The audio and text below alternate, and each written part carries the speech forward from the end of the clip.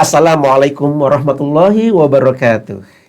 Alhamdulillahirabbil alamin. Assalatu wassalamu ala asrofil anbiya wal mursalin Muhammadin wa ala alihi wa sahbihi ajma'in. Amma ba'du. Allahumma shalli ala sayyidina Muhammad. Pemirsa yang budiman, alhamdulillah akhirnya kita berjumpa lagi dalam sesi atau siniar edukasi setelah sekian lama ya, liburan panjang, podcastnya juga libur panjang. Alhamdulillah pada saat ini kita bisa memulai lagi sesi siniar. Kalau di dunia pendidikan kan ada tahun ajaran. Nah, ini adalah sesi atau siniar edukasi 2027 ya. Nah, seperti biasa pemirsa yang budiman, bahwa semua edisi sesi yang pertama sampai yang terakhir bisa dipantau atau bisa dilihat rekaman-rekamannya, rekaman dengan tema-tema yang sangat seru tentang pembelajaran mendalam di YouTube channel Smartara TV. Jangan sampai ketinggalan, selalu berlangganan dengan subscribe dan tinggalkan komen-komen untuk kami semuanya. Alhamdulillah, seperti biasa untuk sesi ini kita berjumpa atau berbincang-bincang seputar dunia pendidikan, kabar-kabar atau info-info atau perkembangan di dunia pendidikan. Nah, dan juga seperti biasa kita masih dikawal atau dipandu bersama mitra sekolah, mitra Mutiara Rahmah, yaitu Islamic Global Solution, yang tidak asing lagi bagi kita, narasumber hebat kita yang setia terus membersamai bincang-bincang kita, yaitu Bapak Sugianto, Sarjana Pendidikan. Kita sapa dulu beliau. Assalamualaikum Pak Sugi. Waalaikumsalam warahmatullahi wabarakatuh. Gimana kabarnya? Ngapain aja nih 3 bulan nggak podcast kita?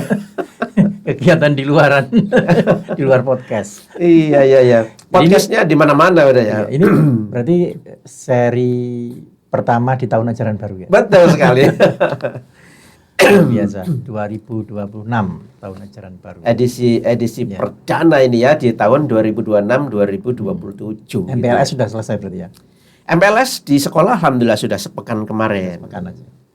Ya, tapi kita lepas dari MPLS masuk lagi nih ke Hari Anak Nasional. Oh, iya. Kita bahas juga nanti ya. Pas kita hari ini ya? singgung ya. Hari anak hari ini ya? Hari ini 23 Juli 2026.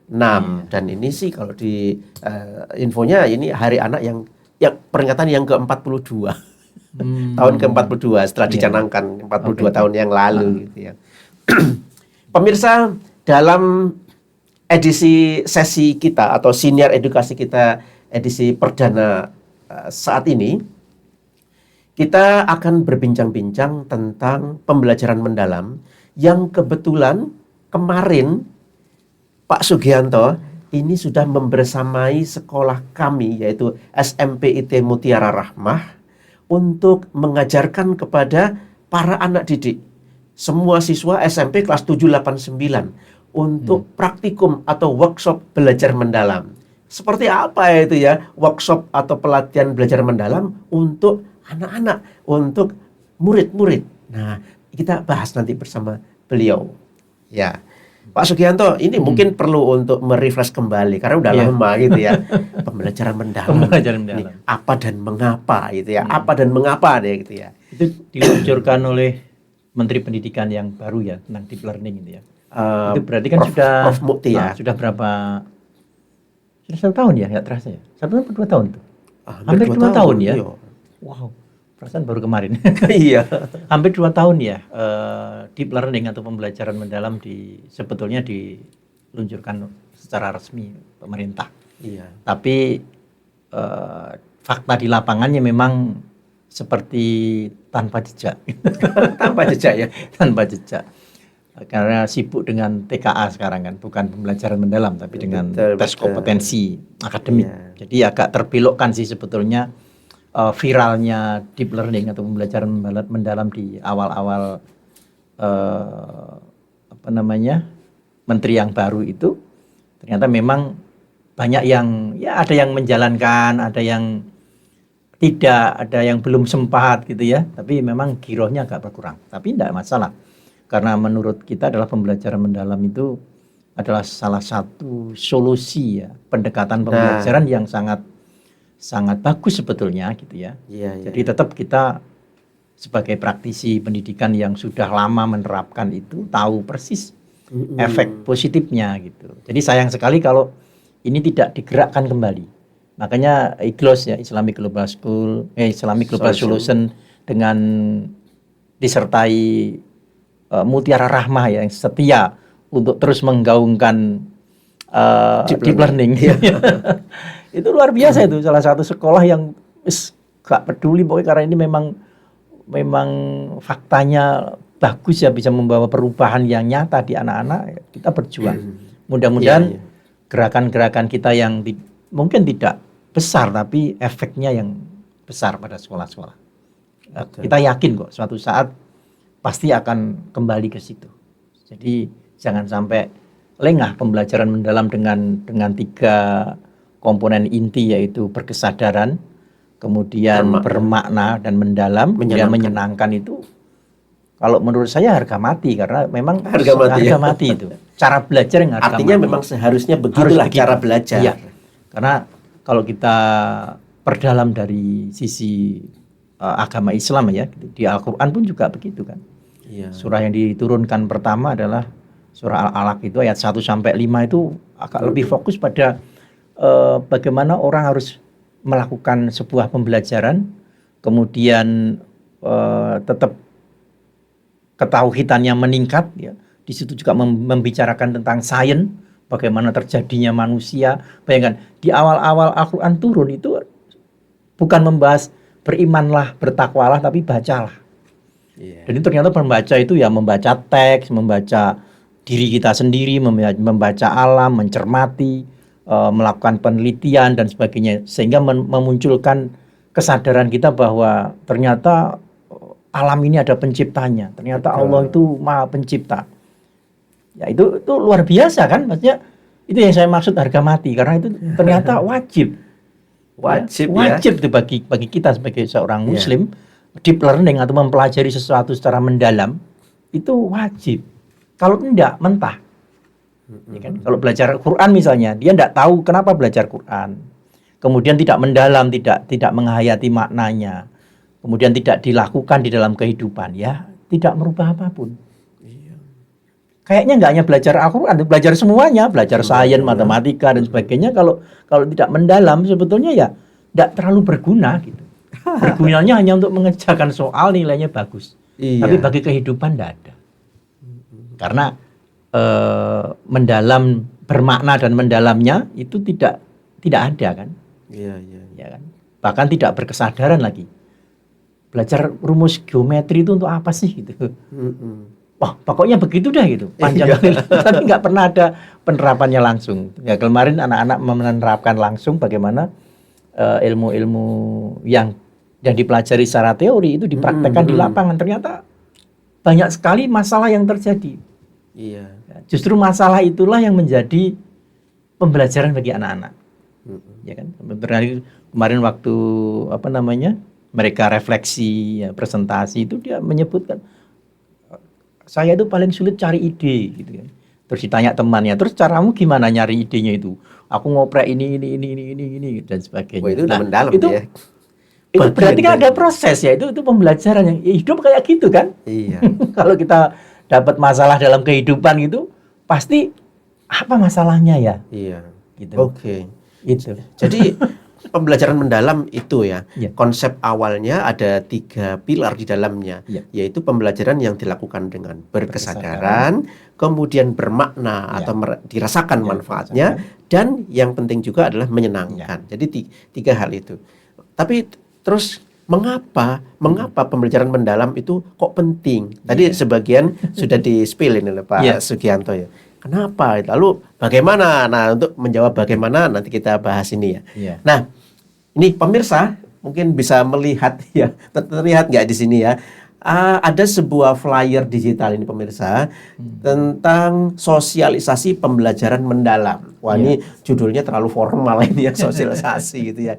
Tapi inilah kegiatan yang dilakukan kemarin tanggal 22 Juli 2026 di SMPIT Mutiara Rahma. Ini kan fotonya beliau ya, fotonya Pak Sugianto. Nah, ada kegiatan praktikum. Jadi ini sebenarnya praktikum atau training atau project ya, mengerjakan project. Ya, kemarin Pak Sugianto membimbing anak-anak SMP mulai dari kelas 7, 8, 9. Ada 3 kegiatan yang dilakukan, jadi masing-masing kelompok. Nah, bagaimana hal seperti ini kok bisa kemudian disebut sebagai pembelajaran mendalam? Nah, pemirsa, di sini kelas 7 itu kemarin membuat project menanam cabai. Ya, tapi tahap pertama cabai. Yaitu pembibitan atau menyemai, ya. Menyemai bibit ya. Kemudian kelompok kelas 8 pemirsa, ini adalah membuat minuman bunga telang dengan bahan dasar bunga telang. Itu kelanjutan ya, kelanjutan. Kalau ini kelanjutan dari dulu menanamnya sudah. Dulu. Menanamnya sudah, sekarang panen sekarang sudah membuat minumannya. Dan yang kelompok ketiga, kelas 9 pemirsa, ini mendesain label. Ya, mendesain label untuk kemasan dari botol atau cup atau kotak dari minuman bunga telangnya. Nah, jadi ada 3 kegiatan. Nanti kita tunjukkan foto-fotonya. Tapi kita coba minta ini penjelasan nih dari Pak Sugianto itu ya. Mengapa menanam cabai, membuat minuman bunga telang dan mendesain itu adalah termasuk bagian dari pembelajaran mendalam.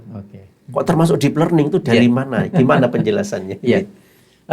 Kemarin itu kita memang lebih lebih fokus kepada pendekatannya itu deep learning, strategi pembelajarannya itu adalah project based learning.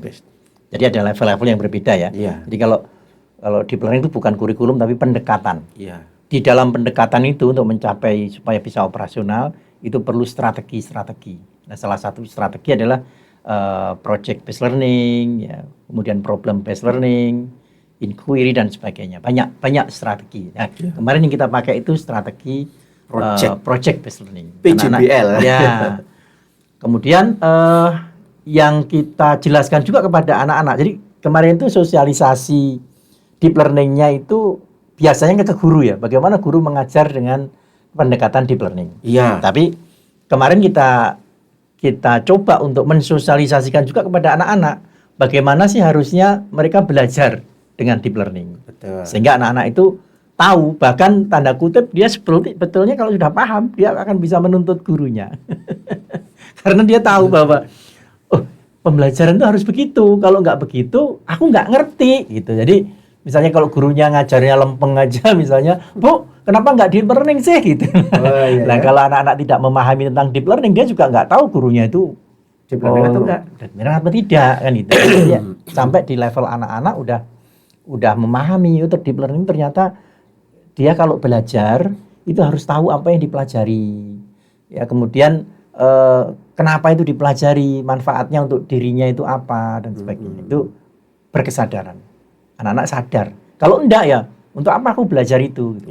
Jadi kalau anak-anak sadar manfaatnya, itu pasti dia seolah akan mendengarkan atau serius. Karena apa? Itu bukan untuk gurunya, tapi untuk dirinya sendiri. Gitu. Ya. Itu yang penting, berkesadaran.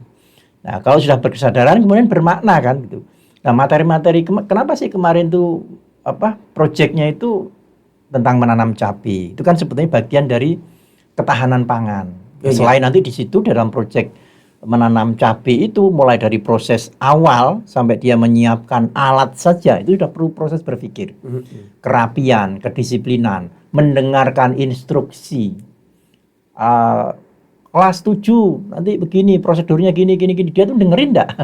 Dia bisa memahami instruksi enggak walaupun didampingi oleh guru. Ya kan? Kemudian dia tahu kenapa saya menanam cabai. Karena enggak beli aja sih. Kan? Kalau orang enggak berkesadaran itu ngapain sih panas-panas nanam cabai susah dan itu proyeknya sampai 3 bulan panennya. Karena dia harus tiap hari nanti meneliti mengamati pertumbuhannya sampai panen itu nggak mudah. Tapi dari situlah pembelajaran itu berlaku. Nah, dengan proses itulah yang disebut mendalam. Tapi dia tahu loh bahwa nanam cabai itu bagian dari ketahanan pangan. Nanti dimasukkan ke materi IPS-nya ya, bahwa cabai itu nilai ekonomisnya itu mahal loh. Pernah harganya itu sekilo sama dengan daging. Pernah 100 ribu pernah. Di 120-an ya di papan dulu itu. Kan harga daging segitu-segitu juga. Iya. Coba itu. Padahal kalau kita nanam di polybag 2 pohon aja, kalau di rumah saya kan saya nanam ada 3 pohon. Itu enggak pernah habis. Sudah hampir setahun. Jadi kadang-kadang tetangga itu boleh ngambil lah gitu. Gitu sampai ya. kalau dimakan dibuat sendiri itu enggak habis 3 pohon. 3 pohon Bisa padahal dia. kebayang itu kalau tiap rumah tangga itu punya di polybag 3 pohon atau 2 pohon cabai. Iya. Itu nanti ngambilnya seperlunya gitu, itu bisa tumbuh sampai setahun. Sekarang pun masih ada. Walaupun tidak sesubur 6 bulan pertama ya, karena mungkin udah usia ya. Sekarang saya udah mulai nanam lagi. Sudah mulai setengah meteran lah gitu. Jadi di rumah saya biasakan gitu supaya juga mengasah juga bagaimana sih proses itu ternyata lebih penting. Nah, karena anak-anak kemarin itu tidak hanya dikasih teori tentang menanam cabai, ditunjukin slide-nya, tapi dia terlibat langsung mengisi tanahnya dan sebagainya ya, sampai proses itu mereka antusias banget. Bahkan saat sebetulnya materi saya kemarin agak panjang, tapi saya lihat kayaknya nggak akan didengerin tuh. Makanya praktek dulu gitu ya. Oh, iya. Karena memang ternyata perilaku anak-anak sama guru berbeda kan gitu. Jadi kadang-kadang kita harus menyesuaikan gaya belajar itu.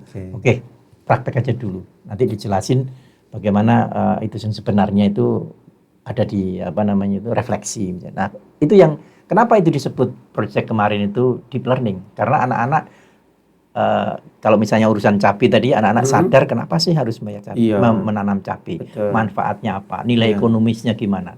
Jadi kalau sudah mulai kelas 9 bisa, misalnya kalau dalam satu kota itu ada sekian pohon cabai, satu pohon itu menghasilkan sekian, maka berapa ton yang bisa dihasilkan. Kalau diekspor berapa nilainya. Itu tidak perlu mahal-mahal. Maksudnya anak-anak menyadari itu bahwa itu penting ya urusan cabai itu. Nah, ini manfaatnya kan dia langsung kebayangkan, siapa tahu nanti saya jadi pengusaha cabai dan selain nanti dibahas sainsnya ya. Kenapa kalau pegang cabai itu kemudian diusapkan ke mata kok perih-perih. Kemarin saya tidak sengaja. Kenapa jadi panas ini? Ternyata saya habis pegang cabai, pegang hidung. Nah, itu 5 panca inderanya anak terlibat. Ya, jadi kesadaran mendalam dan menyenangkan. Jadi menyenangkan itu bukan karena kemarin kan tidak ada nyanyi sama sekali. Iya. Tapi anak-anak antusias sampai selesai gitu ya. Tidak ada yang mogok gitu. Nggak mau aku, nggak ada. Nah, itu menyenangkan. Jadi semuanya membuat, apalagi yang membuat teh telang itu ada percobaan 3 gelas, dia membedakan komposisi, ya, mengenal milimeter ukuran air, mililiternya itu. Kemudian ternyata kalau satu bunga telang dengan berapa 200 misalnya mililiter, warnanya jadi gini. Kemudian saya lihat warnanya beda-beda ya, ada yang warnanya hampir mendekati hitam gitu ya.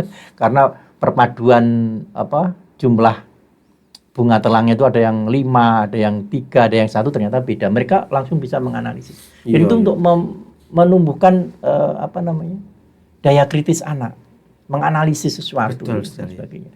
Belum nanti mempresentasikan.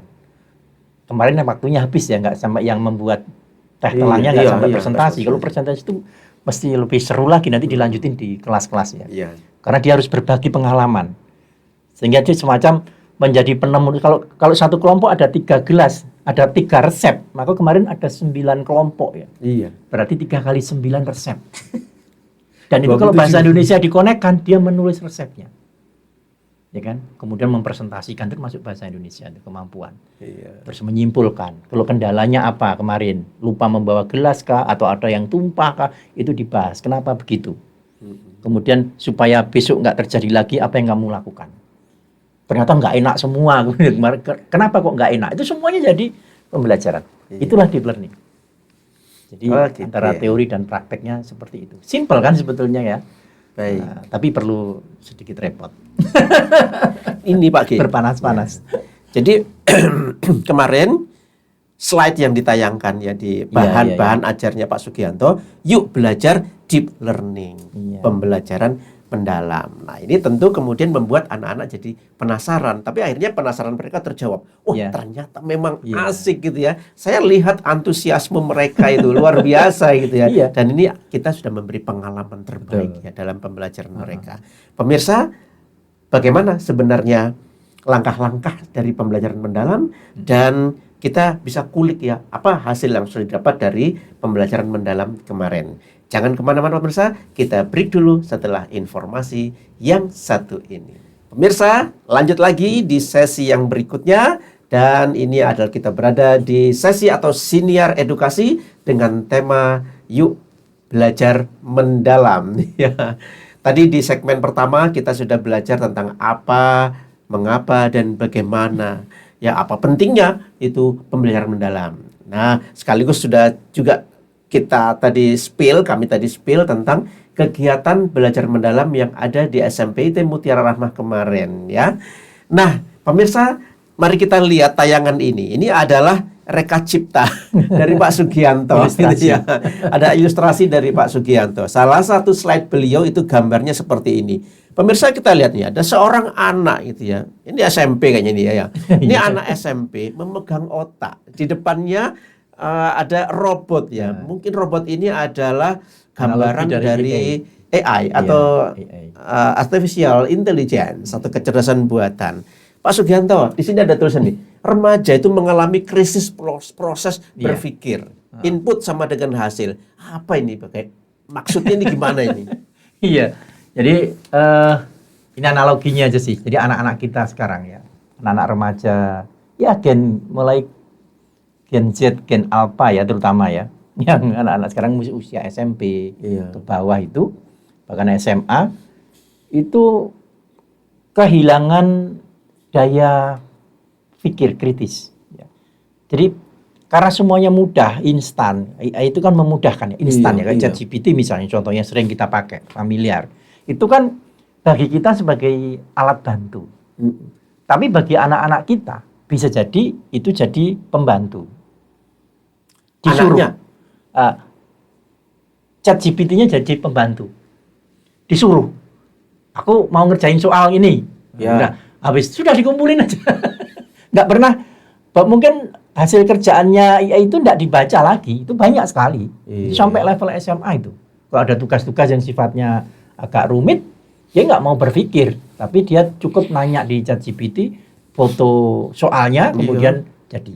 Suruh membuatkan puisi lah, disuruh membuatkan karangan apa, itu paling 1 menit nggak nyampe, selesai dan sempurna gitu ya, dan sempurna, dan nggak dibaca lagi sama anak, itu dikumpulkan gitu ya.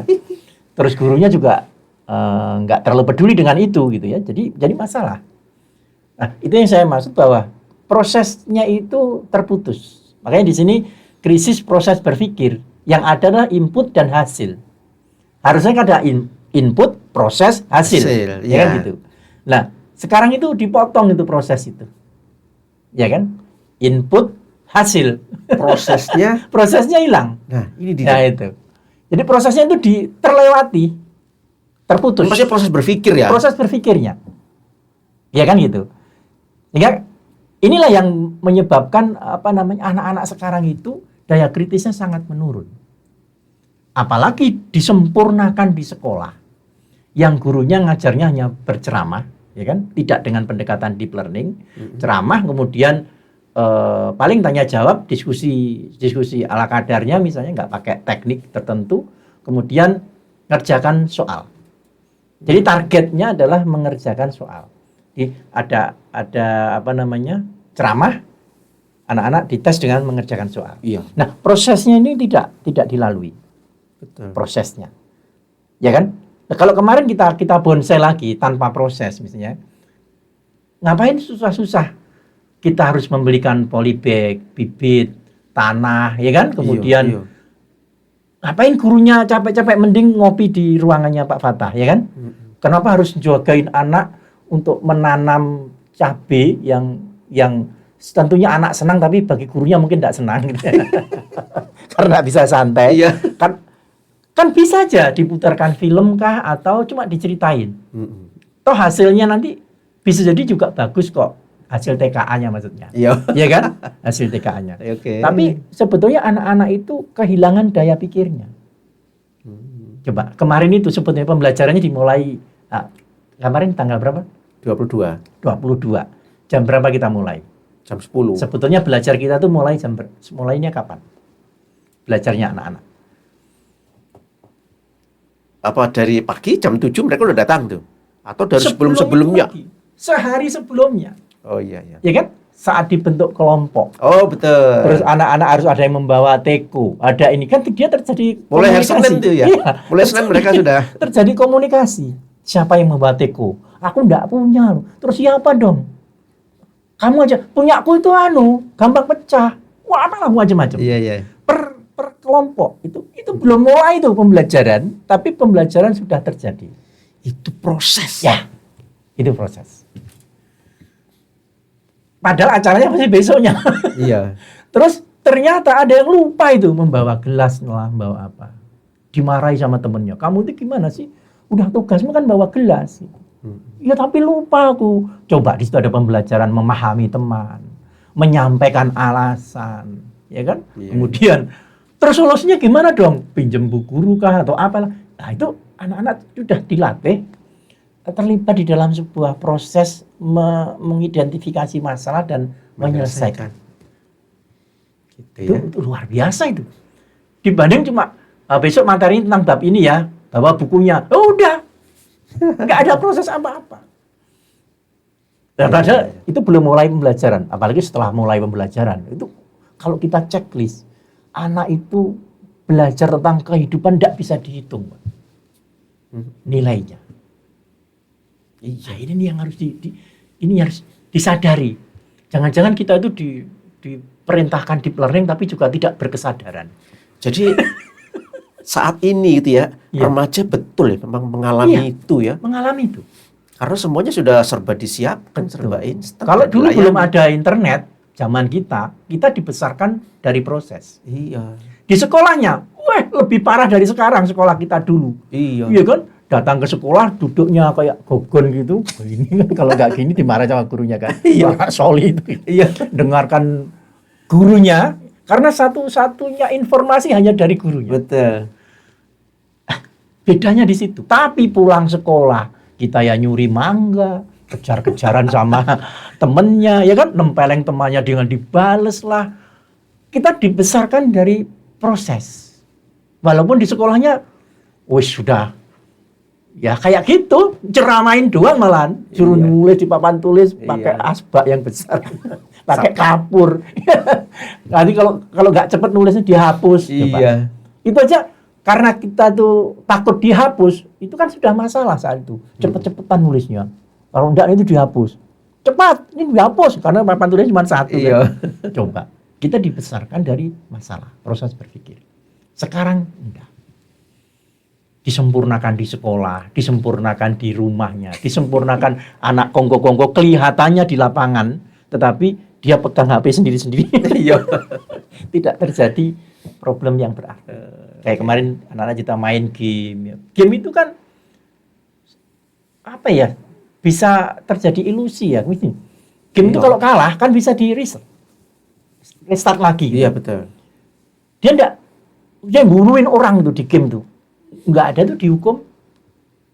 Malah bagus kan gitu ya, malah bagus karena yang dibunuh banyak kan gitu kan. Kalau nanti kalah gitu, ulang lagi. Dalam kehidupan nggak bisa gitu. Iya. Dalam kehidupan nggak bisa gitu. Kita bunuh orang ya berurusan dengan polisi. Gitu. Kita nggak semudah itu dibalik di waktunya kan, seperti di game. Nah, kalau stimulasinya kayak gitu, daya proses berpikirnya hilang. Oke. Jadi kemudian digambarkan dengan Menyerahkan daya pikirnya kepada AI itu. AI. Dia itu pokoknya dia kasih input, dia tahu hasilnya. Nggak mau proses. Karena sekarang kan kasih proses sedikit ngeluh kan. Betul betul. Dan itu hanya bisa menyelesaikan deep learning. Kalau tidak dilakukan, saya bisa bilang insya Allah visi Indonesia Mas pasti gagal. Gawat nih. Saya bisa garansi itu. Insya Allah pasti gagal. Kalau deep learning nggak dilakukan. Visi Indonesia Emas itu ya? Pasti gagal. 2045 tuh. Loh, karena di situ kan mandiri, berdaulat, menjadi negara yang ekonomi mimpi loh. Kalau anak-anak cuman diukur dengan TKA, mau visi Indonesia emas itu hanya mimpi. Jangan berharap. Karena apa? Peristiwa-peristiwa ekonomi, peristiwa kehidupan sekarang itu makin diperlukan orang yang mampu menyelesaikan masalah.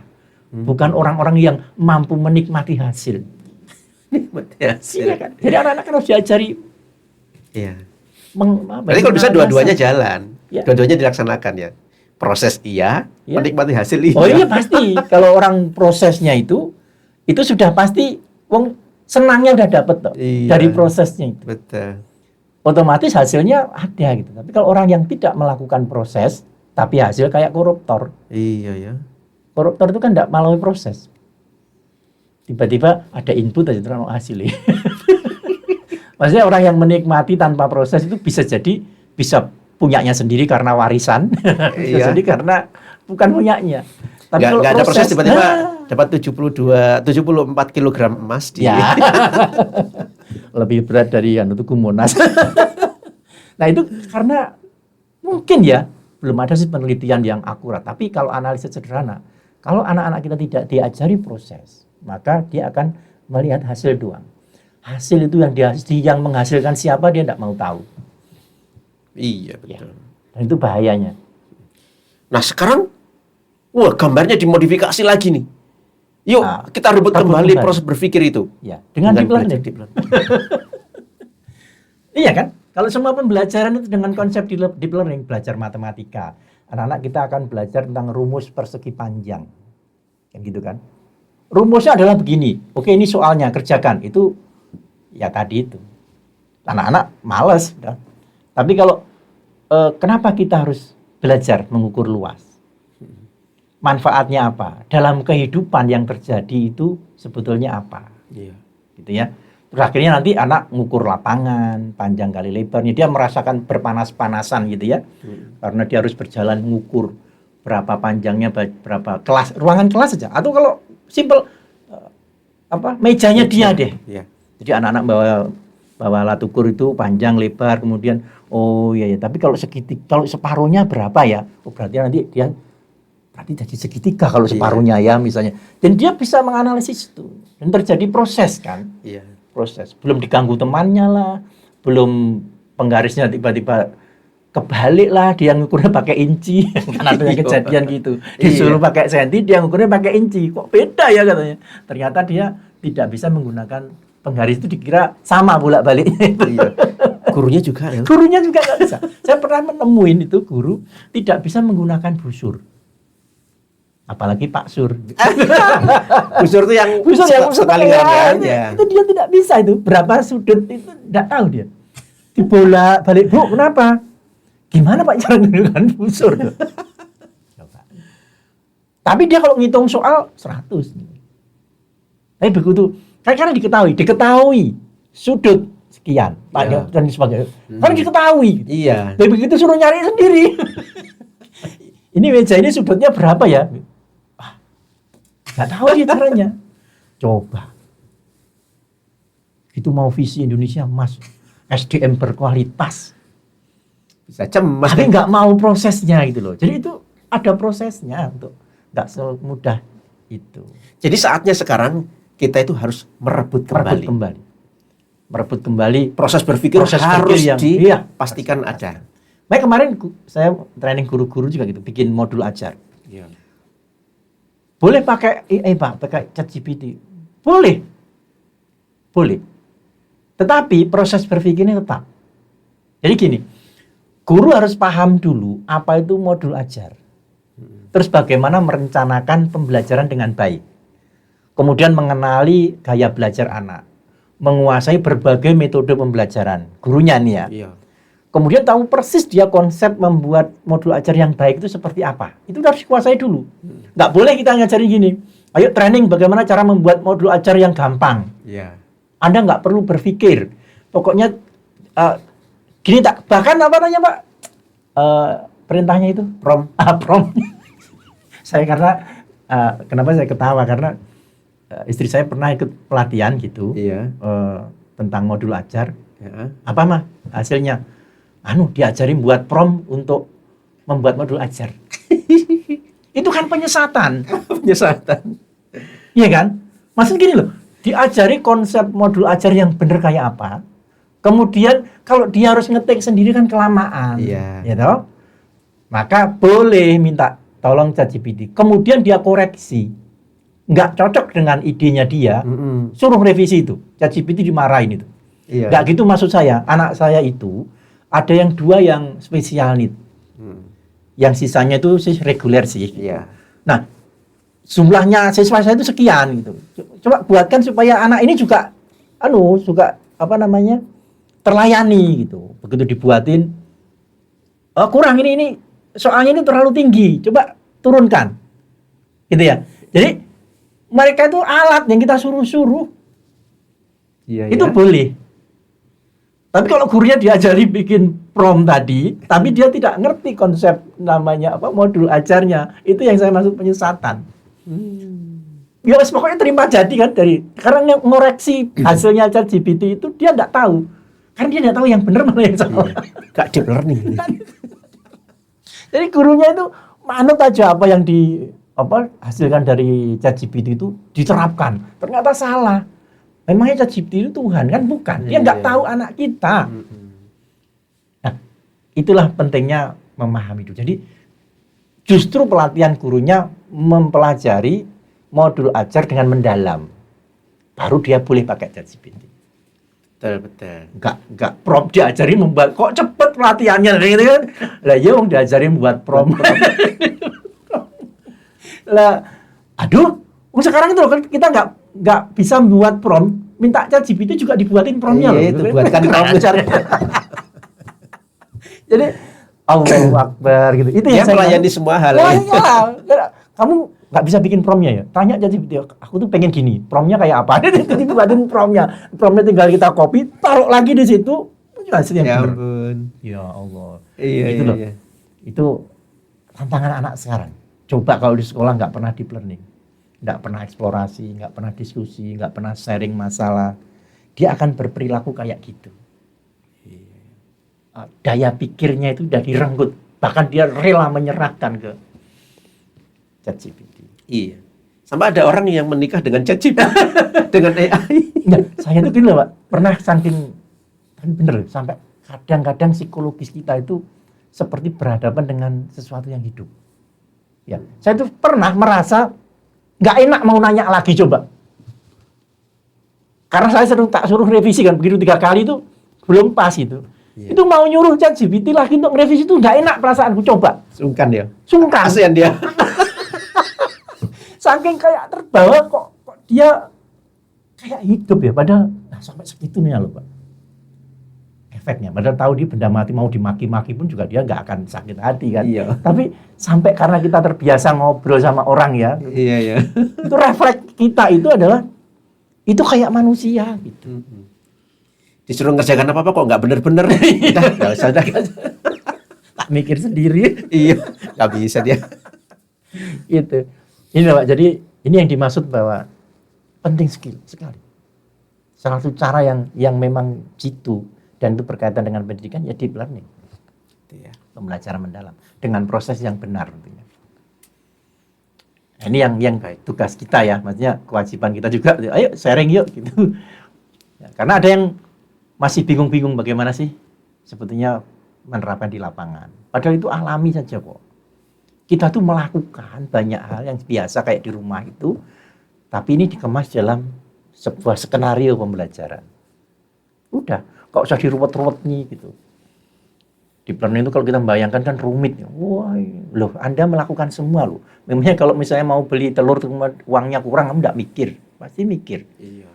Ngutang, pinjem, atau belinya dikurangi. Yang belinya 1 rak jadi setengah rak dulu. Iya. Itu kan proses berpikir. Tapi ini dikemas di dalam pembelajaran. Itu aja sih. Kalau mau disimpelkan. Oke, menarik sekali nih ya. Pemirsa gimana nih? Jadi jangan kemudian kita itu serahkan semua urusan itu pada AI. ya, dan juga jangan memfasilitasi atau menyuruh anak-anak kita ya, entah itu anak kandung atau anak murid di sekolah itu untuk kemudian pasrah ya, memasrahkan semuanya kepada AI.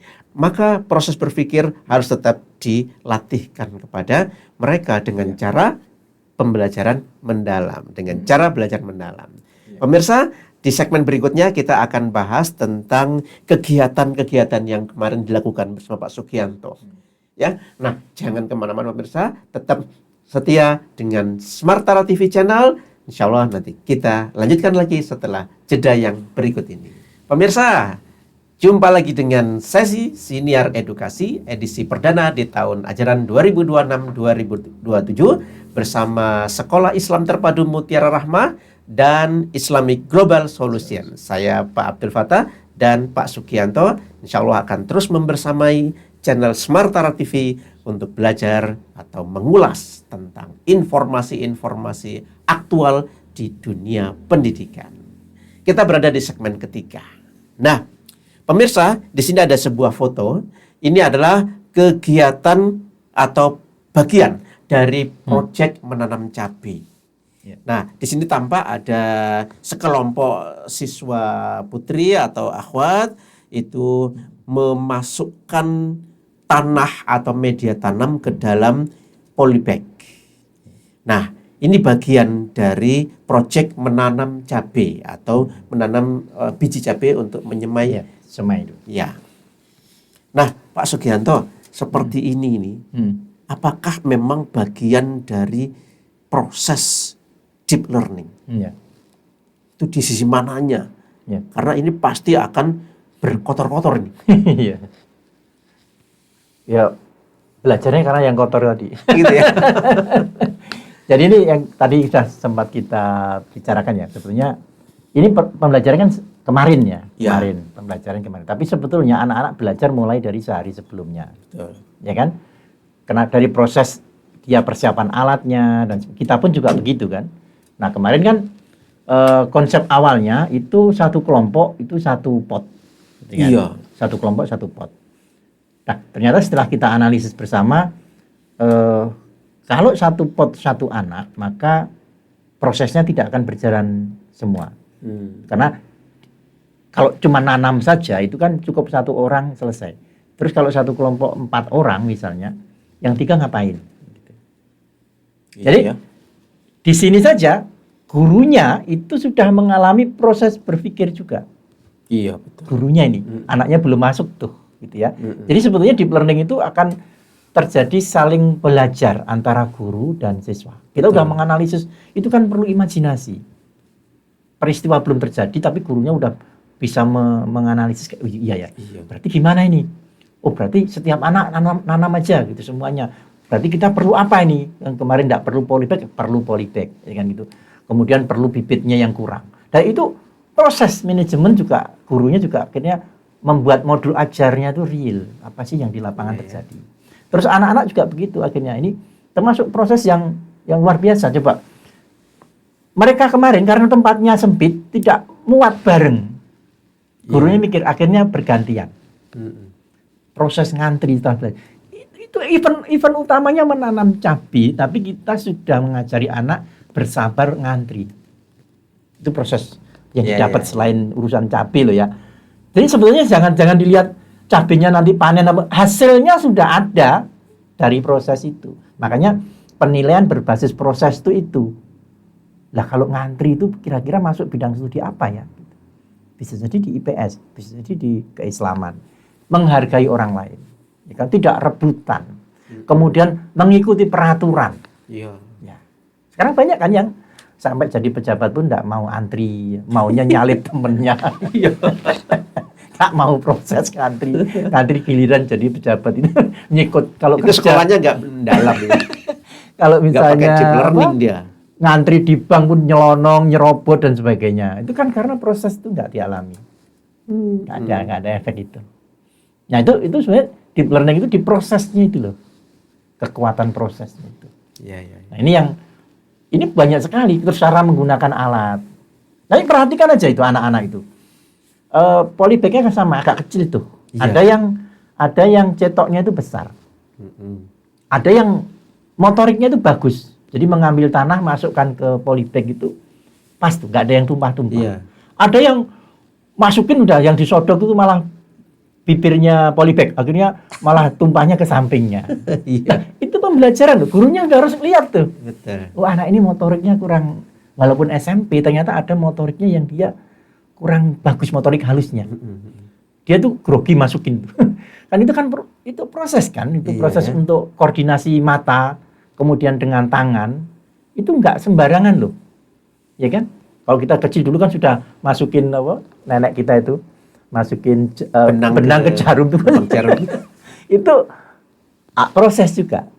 Nah, itu sekarang udah mulai. Anak-anak kita bisa nggak itu ya? Sudah nggak tahu jarum itu apa. Ya kan? Nah, ini prosedurnya mulai dari dia menyiapkan tanah, masukin ke itu, kemudian berapa biji yang itu, cara nanam itu kan prosedur kayak tutorial ya. Ya urutan kejadian yang nggak boleh dibalik. Itu juga mengajarin anak itu bahwa menyelesaikan masalah itu harus sistematis. Jadi endingnya itu bukan urusan cabai saja, tapi itu akan berguna bagi anak menyelesaikan masalah lain selain cabai. Betul. Ya. Karena terinstal di otaknya bahwa ada prosedur. Betul. Yang harus dilakukan. Harus prosedural. Nggak lompat-lompat. Ya, nggak ngerti prosedur ya. Ya, sampai selesai kan, dikasih label. Nah, penting dikasih label itu. Karena ini kita melatih tentang kepemilikan. Itu penting. Bahwa dia adalah bertanggung jawab pada satu polybag tanaman itu, dia akan amati tiap hari, dan itu akan melatih kedisiplinan anak, ya, tentang dia merawat tanaman. Makanya kemarin kita buatin kolom kan, pokoknya setiap hari dia harus isi. Dia udah tumbuh apa belum, udah disiram apa belum, dicentang kalau sudah. Kemudian sampai nanti panen itu peristiwanya apa. Dan di situ ada tulisan masalah yang terjadi. Hari itu yang masalah terjadi apa. Gurunya harus care itu. Kalau ternyata di kolom disiram itu enggak dicentang, berarti dia belum menyiram. Dia harus distimulasi untuk disiplin lagi. Tertib, disiplin. Coba itu proses yang panjang, tetapi membentuk karakter anak. Ini kan sudah ditata dengan rapi misalnya. Nah, itu ada nama kepemilikan. Dia akan bertanggung jawab. Sekarang kan orang nggak ngerti kepemilikan. Itu miliknya orang lain jadi milikku, ya. milikku sendiri. Iya kan? Ada begitu ya? Ya ada dong. Kan sumber daya alam kan milik semua rakyat. Iya. Ya kan, milik umum semua rakyat. Tapi ternyata yang menikmati yang miliknya orang-orang tertentu. Itu kan salah satu gara-gara dia nggak pernah menanam cabai. Nggak pernah learning dia tuh. Nggak pernah belajar bagaimana kepemilikan itu begitu pentingnya gitu. Benar. Jangan nyiram punya orang. Karena harus izin kalau memang dia mau disiramkan. Tapi itu karena melatih disiplin harus bertanggung jawab pada polybagnya masing-masing. Nah itu kan luar biasa. Masih banyak lagi kalau diceritain itu. Panjang itu apa yang didapat dari cuman kegiatan seakan-akan menanam cabai. Tapi dari perilaku, dari mindsetnya anak, dari proses berpikir. Nanti kamu kok begitu, punyaku kok yang tumbuh cuman satu, punyaku malah nggak tumbuh sama sekali. Kenapa kira-kira? Akan berpikir, didiskusikan antara kelompok, presentasikan dan itu pembelajaran. Sepekan sekali biasanya. Iya ya. Nah itu luar biasa daripada cuma diceramai, ngerjain TKA. Nah, kalau anak belajar gini Pak, nanti nganalisis soal, itu jadi gampang. Gitu ya. Lu pernah anak-anak cuma lihat gini, soal TKA itu kan? Iya. Pak kan sudah ada jawabannya. Kenapa dikerjain lagi? Coba. Karena pilihan ganda kan, Pak. Iya. Ini. Tuh dia lihat aja nih. Sudah ada jawabannya, Pak. Loh, enggak. Ini Pak. Ini tes nih. Kita jelasinnya juga agak sulit. Ini tes yang kamu harus lakukan. Coba. Karena dia terbiasa analisis masalah kan. Tapi begitu dilihat soalnya dilihat tok dorong dikerjain udah dia mogok dia. Sudah ada jawabannya loh, Pak. Ngapa yang dikerjain? Astagfirullah, iya juga ya gitu. Coba. Efeknya, bobotnya anak ini berbeda sekali. Maksudnya apa? Dia bisa ngerjain itu. Kemarin banyak yang nilainya 100 matematika. Iya. Tapi orang tuanya kadang-kadang ya itu pada panik kan. Kapan belajarnya? Lah udah belajar. Ditanya di rumahnya kan. Ngapain di sekolah tadi? Main, nanam cabai. Iya. Padahal di situ belajar matematika, sains, keislaman, kemudian IPS. Iya. Sudah belajar semua dia. Nah, ini proyek yang lain. Ya. Itu mereka bereksperimen nih, mengatur Eksperimen. komposisi untuk membuat minuman dari bunga telang. Ya. Nah, gitu ya. Jadi setiap kelompok itu diberi 3 cangkir atau 3 gelas. 1, 2, 3 gelasnya itu isinya beda. Jumlah kuntum bunga telangnya beda kalau Ya. dikasih. Oke. Ya. Ini banyak juga Pak, yang dipelajari dari sini. Ini pakai 2 metode, applied learning Apa dan itu? applied Applied learning, ya? applied learning dan action research yang diterapkan. Makanya di dalam strategi project based learning itu banyak metode yang bisa dilakukan. Salah satunya itu action research kan. Anak-anak belajar meneliti, membuat sebuah percobaan gitu ya. Kita kemarin prosedurnya adalah anak-anak membuat minuman sehat yaitu teh dari bunga telang. Ya. Masing-masing dikasih tiga gelas. Gelas. Ya. Kemudian instruksinya adalah silakan membuat 3 gelas minuman teh telang, tetapi dengan komposisi yang berbeda di setiap gelas. Jadi nggak boleh misalnya bunga telangnya gelas A, gelas A itu 1 bunga, gelas B 1 bunga, nggak boleh. Karena harus berbeda. Ya. Tapi kita bebaskan. Mau gelas A itu 2 bunga telang, gelas B itu 10 bunga telang, gelas C terserah, tapi yang jelas beda. Nah, kemudian karena ada bahan jeruk nipis, dia nggak boleh tiba-tiba masukin. Tapi dia harus berapa tetes itu. Kalau diperes kan Pak, dia harus hitung. Karena itu untuk melatih anak-anak prosedur penelitian. Ya, jadi dia gelasnya ukurannya harus sama. Ini harus kadang-kadang guru nggak ngeh juga bahwa yang penting 3 gelas. Konsep penelitian nggak gitu. Karena Pak, komposisinya kan berbeda. Jadi harus ukurnya sama kan. 3 gelas misalnya semua airnya 200 ml, kemudian kalau dimasukin 1 bunga telang, dimasuki 2 bunga telang, dimasuki 3 bunga telang, maka bedanya pasti warnanya berbeda kan? Iya. Nah, tapi kalau misalnya dia dikasih 5 bunga telang, tapi airnya 1 ember, tetap aja kalah dengan 1 gelas yang 1 bunga telang kan? Iya. Kepekatannya. Iya. Kenapa? Karena dosis airnya ya itu kan tidak boleh. Itu sudah menyalahi prosedur penelitian. Dan ini metode yang harus diajarkan ke anak. Supaya kalau menyelesaikan masalah itu, dia sesuai ukurannya. Kalau enggak kayak gini, contoh yang anak kecil, baru 2 tahun, nangis. Jerit-jerit gitu. Kamu itu cengeng, kamu enggak ngerti, ayah lagi capek. Iya. Terus dia, ada anak SMA, cara marahnya juga sama.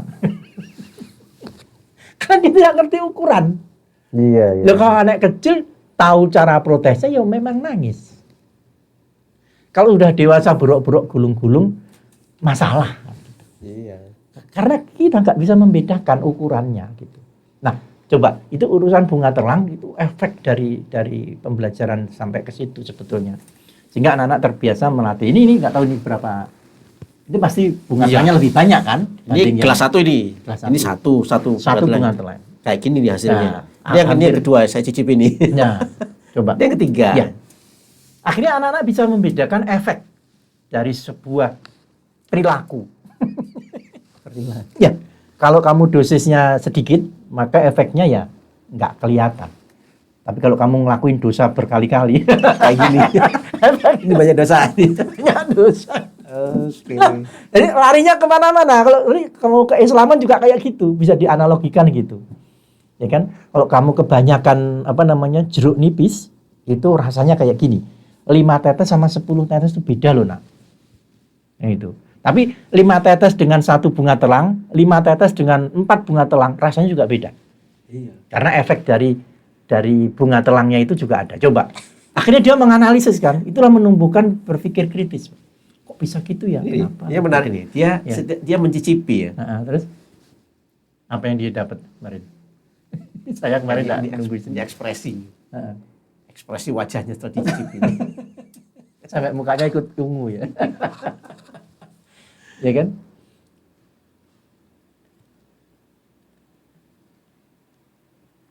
Iya kan? Nah, indera perasanya dia terlibat. Terus bagaimana dia mengungkapkan perasaannya? Betul, betul.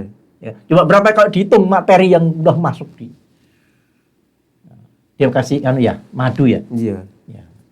Mungkin madu dengan gula pasir beda rasanya. Iya. Akhirnya apa? Semua indera kita, pikiran kita itu semua terstimulasi.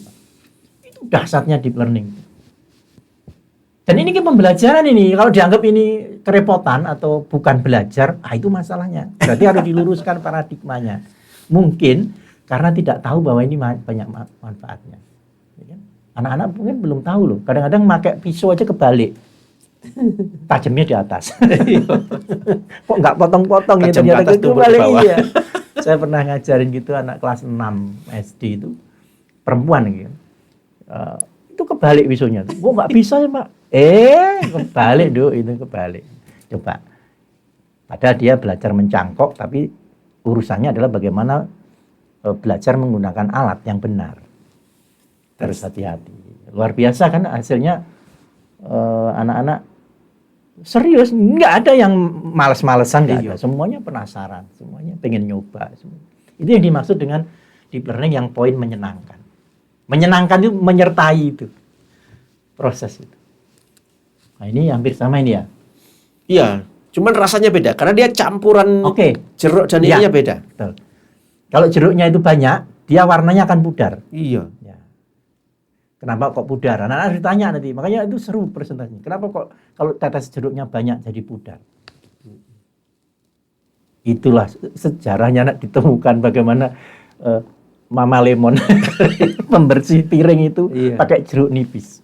Dia bisa melarutkan itu secara kimia ya. Nggak tahu lah gitu, lebih guru sainsnya tahu lah gimana itu proses jeruk nipis bisa merubah warna teh telang jadi lebih jernih. Jadi kemarin itu ada 9 kelompok, masing-masing kelompok 3 gelas. Jadi saya cicipi semuanya. Untung nggak diminum semua. Kamu cicipi 1 sendok aja. Lihat wajahnya anak-anak itu. Ini anak-anak SD ya? Iya. Dia ikut Iya, penasaran juga mereka ya. Iya kan? Nah, coba ini aja sudah dapat loh Pak. Bagaimana empati anak-anak SMP itu tidak marah-marah ke anak-anak SD kan, malah senang dia mungkin melayani. Ini akan sangat menekan ke kasus-kasus bullying di sekolah. Sering-seringin aja ini. Maksudnya nggak hanya masalah ini ya. Bagaimana kakak tingkatnya atau kakak kelasnya itu menghargai, menyayangi adik-adiknya. Bukan senioritas. Itu masuk kan di saling menghargai di materi keislaman. Refleks loh anak-anak itu. Iya. Tapi kalau anak-anak itu terbiasa jutek, sana udah kamu ganggu aja kan gitu ya. Tapi ternyata dia enggak, dia malah senang terus ngasih penjelasan ke adiknya, kakaknya, adik-adiknya nanya gitu. Nah, sekarang kita masuk ke kelompok kelas 9 ya, yang 9. Mereka melakukan presentasi. Nah, dimulai dengan mereka itu saling presentasi ya. Nah, seperti ini ya. Nah, kan coba wajahnya kan, karena semuanya gini, konsep deep learning itu semua anak harus terlibat. Karena ini kebayang jumlahnya paling berapa kelas 9? 28 orang. 28. Waktunya hanya 1 jam ya. Bersihnya 1 jam. Itu kalau langsung presentasi sendiri-sendiri, satu anak mempresentasikan hasilnya, itu yang pertama adalah waktunya nggak cukup. Lalu yang kedua, ada anak yang belum terbiasa presentasi sendiri. Ya, akhirnya dia tuh gemetaran atau malah stres gitu ya. Makanya tekniknya ini kemarin mereka berpasangan, jadi presentasi bersamaan, ya, kemudian berpasangan dua-dua gitu, akhirnya dia mempresentasikan hasil karyanya, yaitu mendesain label ya. Labelnya itu kemasan. Nah, nanti gantian, 5 menit gantian, 5 menit gantian. Akhirnya semuanya merasa sudah presentasi gitu ya. Nah, ini pun juga melatih konsentrasi. Coba, tempatnya berdekatan kan? Iya. Tapi dia harus presentasi ke depannya. Iya. walaupun mungkin nadanya juga kedengeran orang sampingnya itu, tapi dia bisa fokus hanya ke satu temannya saja. Itu juga menstimulasi bagaimana anak-anak itu konsentrasi penuh walaupun ada keributan. Jadi kalau gurunya jelasin walaupun kelas sebelah itu rame, dia nggak ngaruh.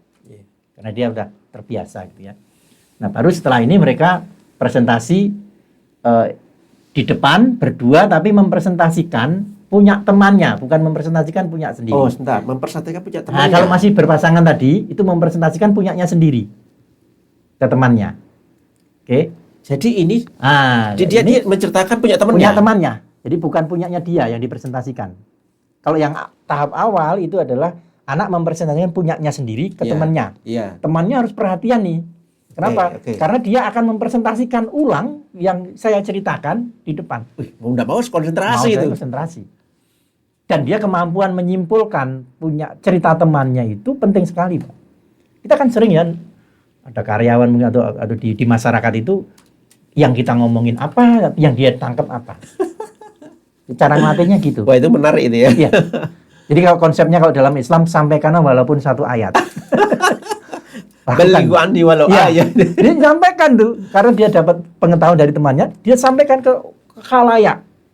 Itu kan beban ya kalau saya ngomongnya ngarang itu dikomplain sama sampingnya. Enggak gitu loh tadi gitu.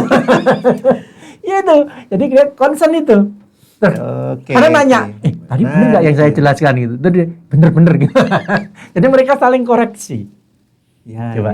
Nah, itu manfaatnya luar biasa dan itu sampai dewasa Pak dipakai. Jadi orang nggak mau dikritik karena nggak biasa kan dikoreksi orang lain. Kalau tadi tuh dikoreksi, dia malah nanya lagi. Aku tadi jelasin punyamu bener nggak? Oh bener kok gitu. Ada yang aku nggak ngomong gitu tadi.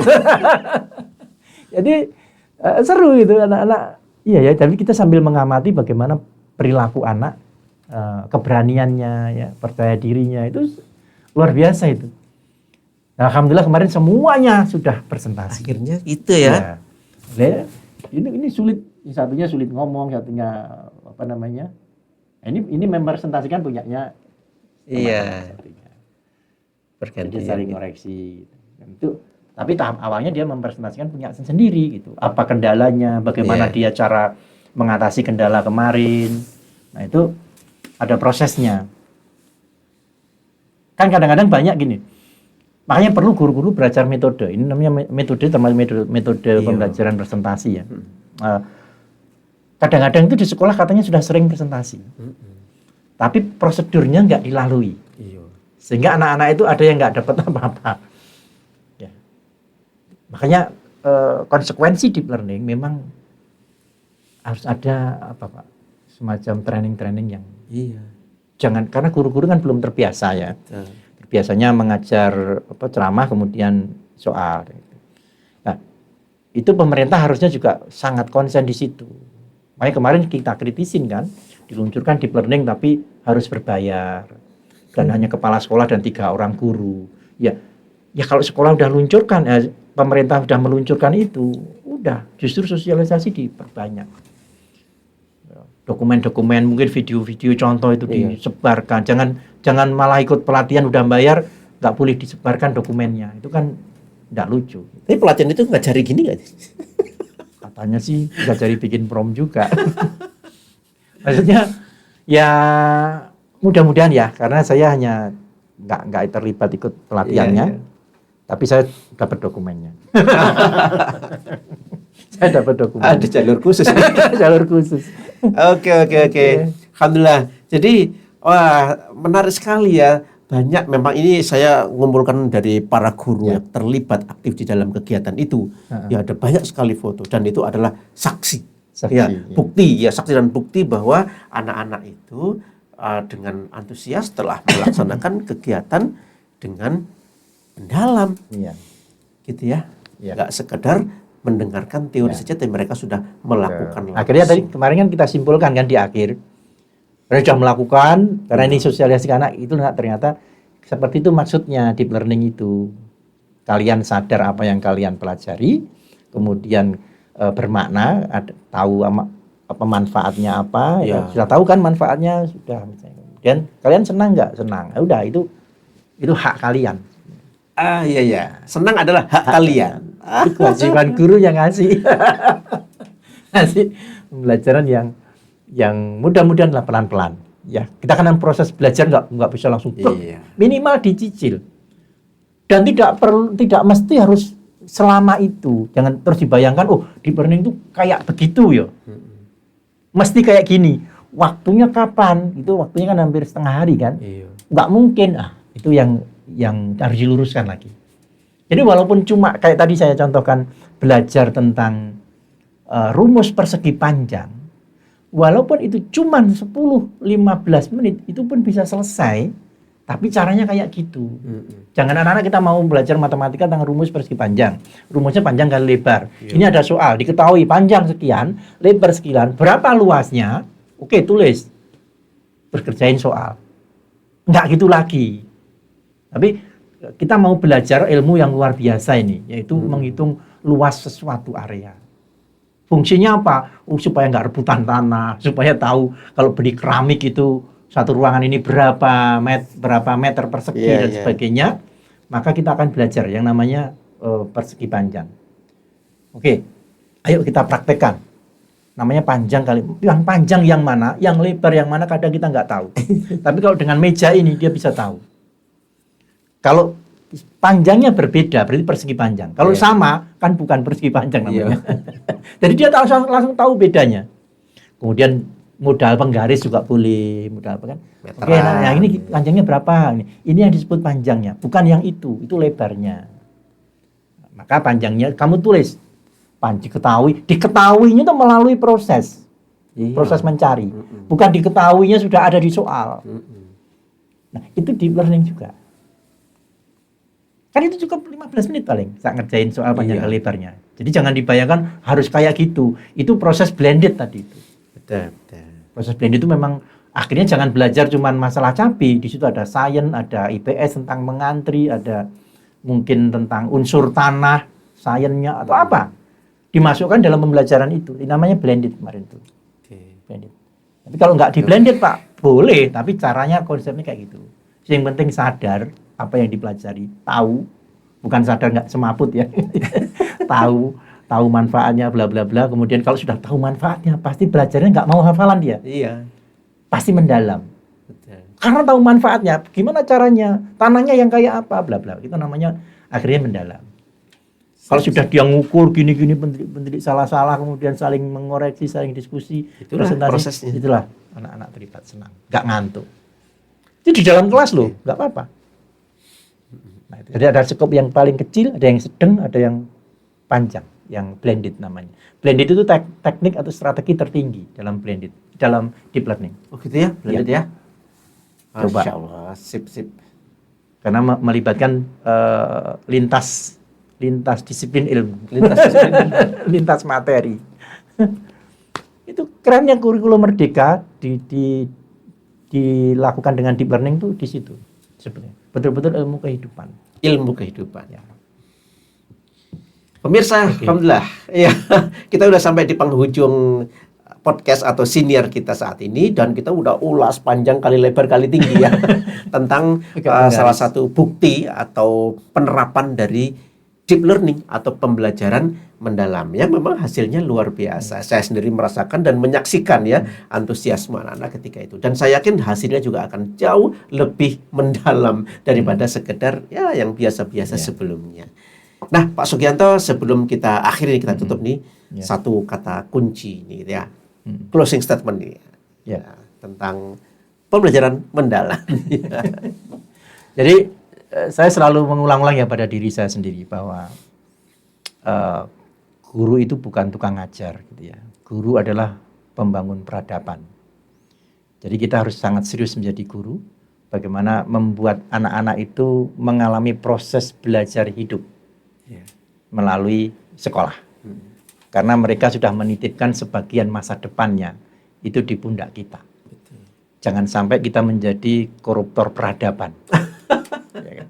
Maksudnya gini, koruptor itu kan mengambil hak orang. Karena kita sudah diamanai mendidik anak.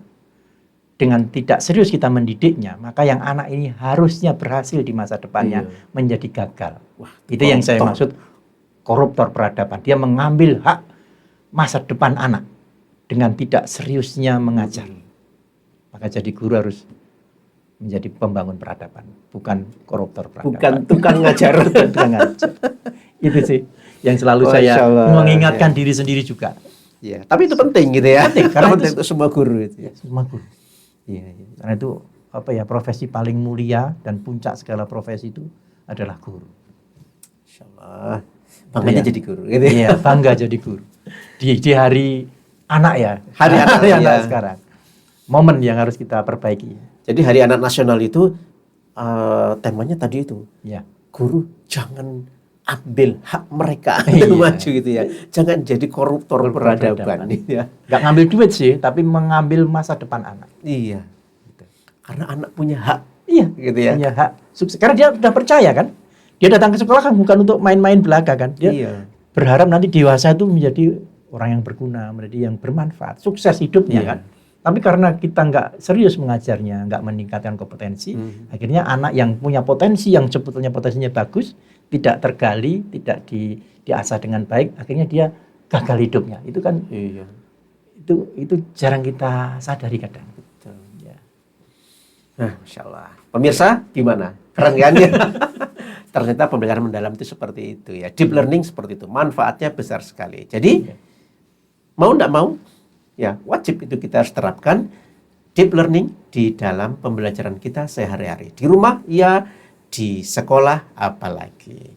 Pemirsa, kita sudah akhiri kegiatan sesi kita ini dan insya Allah kita akan jumpa lagi di kesempatan yang berikutnya untuk topik pembelajaran mendalam yang lain. Bersama kami, Mutiara Rahmah Mendalam.